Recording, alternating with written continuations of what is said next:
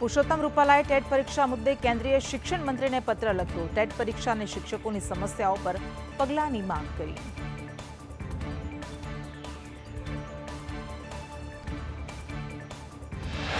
Ahmedabad crime બ્રાન્ચે 19.812 kilogram ગાંજા સાથે આરોપીને ઝડપ્યો.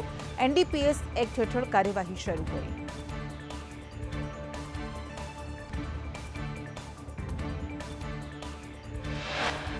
ગુજરાત હવે 2028 વર્લ્ડ એથ્લેટિક U20 અને 2031 વર્લ્ડ એથ્લેટિક ચેમ્પિયનશિપની યજમાની માટે પ્રયત્નશીલ. ડેલિગેશનની મુલાકાત બાદ આગામી અઠવાડિયે ફરી નિરીક્ષણ હાથ ધરાશે. અમદાવાદમાં ટ્રાફિક અને માહિતી માટે લગાવેલ એલઈડી સ્ક્રીનનો બિનઉપયોગી સ્માર્ટ સિટીના દાવા પર સવાલો ઉઠ્યા.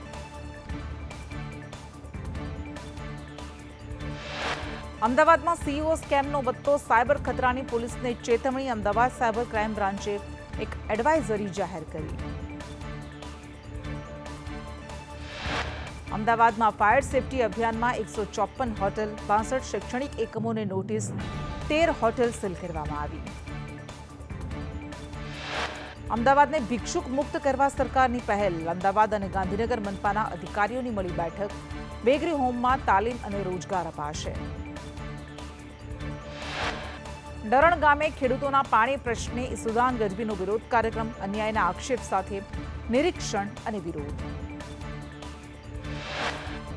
સુરતમાં ખટોદરામાં સેલ્સ મેનેજર 22 લાખના દાગીના લઈ ફરાર. ગ્રાહકોને દાગીના બતાવવાના બહાને જ્વેલર્સ માલિક સાથે ઠગાઈ. સુરત ઉધનામાં એટીએમ બદલી વૃદ્ધ સાથે 20,000ની ઠગાઈ. ઉધના પોલીસ મથકે ફરિયાદ દાખલ કરવામાં આવી. સુરતમાં ઝડપાયેલ કોકેઇન કેસમાં આરોપીને જ્યુડિશિયલ કસ્ટડીમાં મોકલાયો. રેલવે સ્ટેશન પરથી 20 કરોડનું કોકેઇન ઝડપાયું હતું. ડીઆરઆઈ તપાસમાં મોટા ઘટસ્ફોટ થવાની શક્યતા.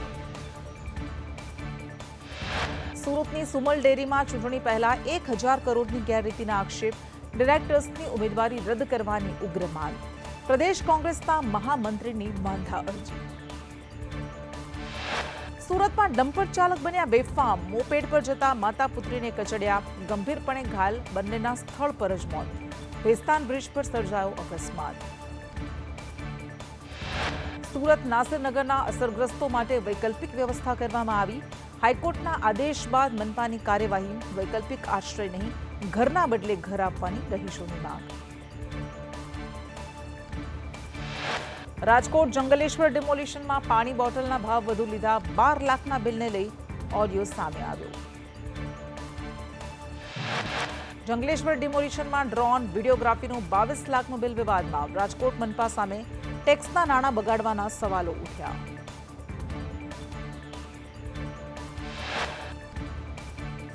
રાજકોટની 30 સોસાયટીમાં અશાંત ધારો લંબાવવામાં આવ્યો. ભક્તિનગર કોઠારિયા વિસ્તારમાં 5 વર્ષ લંબાવ્યો. સ્થાનિકોમાં ખુશી. જય શ્રી રામના નારા સાથે મોં મીઠું કરાવ્યું. રાજકોટના વિંછિયામાં સોની લિંક 4 અને 5A યોજનાનું ખાતમુહૂર્ત.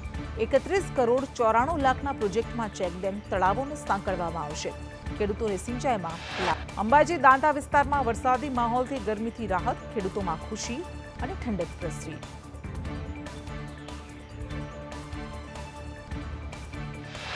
સાબરકાંઠા પોશીનામાં ગાજવીજ સાથે વરસાદ. અસહ્ય ગરમી બાદ વાતાવરણમાં ઠંડક પ્રસરી.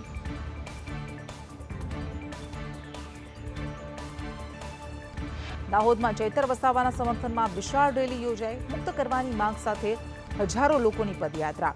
આદિવાસી સમાજના આગેવાનોનો સરકાર સામે વિરોધ.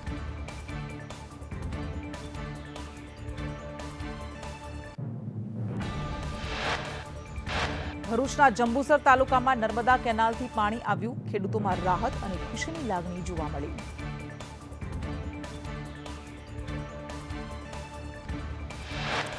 તીવ્ર પવનથી ઉત્તર ભારતમાં અસર રહેશે. દિલ્હીમાં ગરમીથી લોકો હજુ પણ પરેશાન. મધ્યપ્રદેશ અને યુપીમાં પણ રહેશે વરસાદ.